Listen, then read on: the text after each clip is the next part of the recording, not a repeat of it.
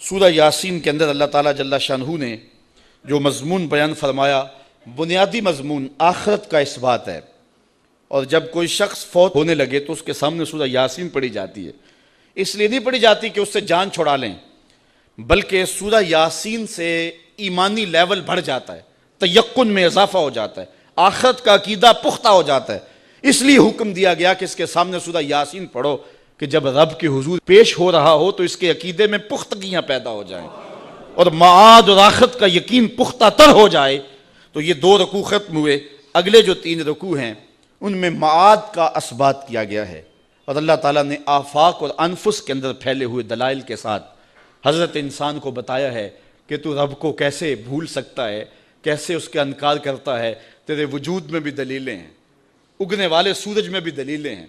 اور زمین کا کلیجہ چیر کے نکلنے والے سبزے میں بھی دلیلیں ہیں،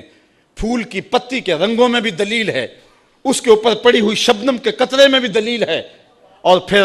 اس کے اوپر جو بیٹھی ہوئی محبت اور پیار کا اظہار کرتی ہوئی تتلی ہے، اس کے پروں کے اندر رنگوں کی جو مینا کاری ہے، اس میں بھی رب کی دلیل ہے۔ پھر بلبل کے لہجے میں بھی دلیل ہے، کوئل کی آواز میں بھی دلیل ہے، پپیہے کی صدا میں بھی، برستے بارش میں، جھومتی ندیوں میں، بہتے پانی میں، اور ساون کے موسم کی رم جم میں یہ دلیلیں ہیں۔ اگر تو آنکھ کھولے تو رب کا انکار نہیں کر سکتا، آجا پلٹ کے محمد عربی تجھے باہوں میں لینے کے لیے منتظر کھڑے ہیں، اور تو ایمان کی بہاریں اور ایمان کے اجالے